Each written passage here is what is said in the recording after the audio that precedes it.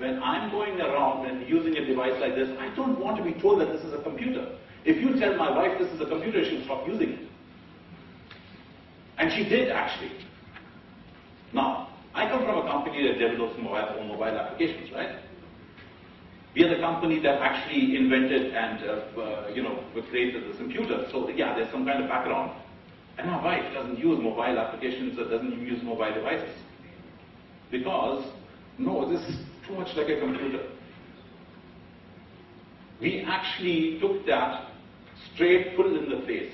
When we tried to create an application that we thought was the cat's whiskers, and I just ran it past her and she wouldn't use it. Not because she's unintelligent, believe me. I mean, when I was barely managing to pass my exams, this girl was going around and getting silver and gold medals in the university. Definitely way up there as far as I'm concerned intellectually. But she is not interested in using a computer. Okay, just like when I look at my wristwatch, I am not looking at a time computer. Okay? It's a wristwatch, for God's sake. I look at it, I see the time, and that's it. I don't think of this as a chronograph, as a time computer, which it is. Okay, this is a time computer. But if I start thinking of it that way, the market for these devices will drop down to a fraction of what it is today. Because people are not interested in wearing computers. So what do you call them? Devices, gadgets, toys, tools, appliances? What do you call these things? Remember, these are the devices you are targeting with your applications. And you're suddenly being told, don't think of these as computers. The target audience doesn't want to think of them that way. That changes everything as far as you're concerned. You have to start thinking like them. And the first thing that you don't want to do is call it any of these things. Because this is what scares people off. Not because they don't want, because they may actually be using computers and they don't want to do that on the road or when they are around. They don't want to have to think of things like this as computers. So stop thinking of these things that way and start using a mindset that opens up a completely different thing. These are accessories. Just like the wristwatch. I don't know how many of you know this. How many people know this? It is, as I'm going out, I'm checking if my specs are on, whether I've got my cell phone in my right pocket, whether I've got my car keys in my left pocket, and whether I've got my wristwatch. It's from a movie, I don't remember what the movie it was, but it was hilarious. And that really was a slap in the face when you think of it.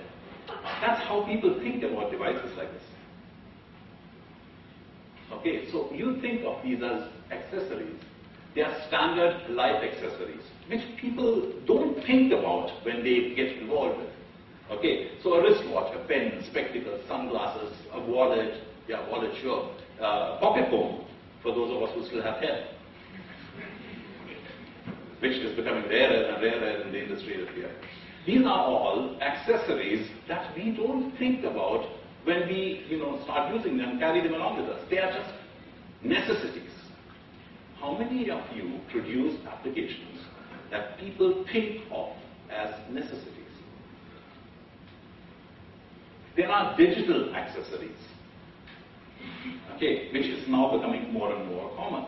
Like, for example, the digital wristwatch, your cell phone, a PDA, an MP3 player.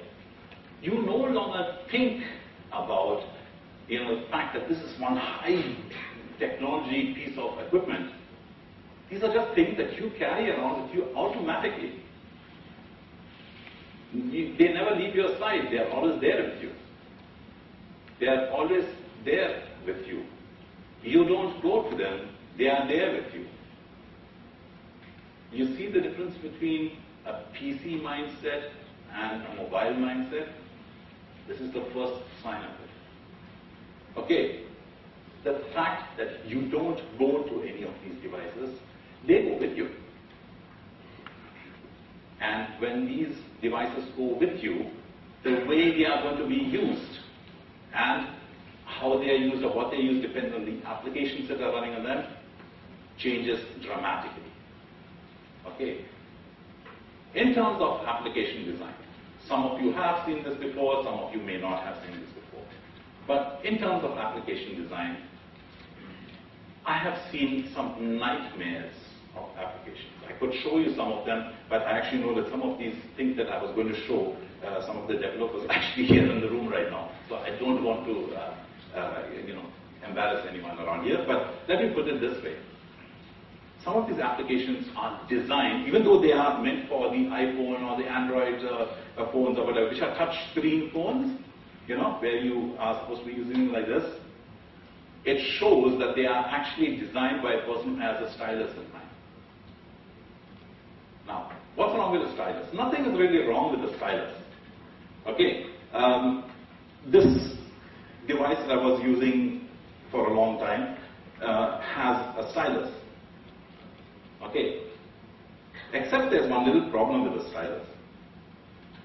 And the problem with the stylus is any application or device that requires a stylus needs to be used with two hands.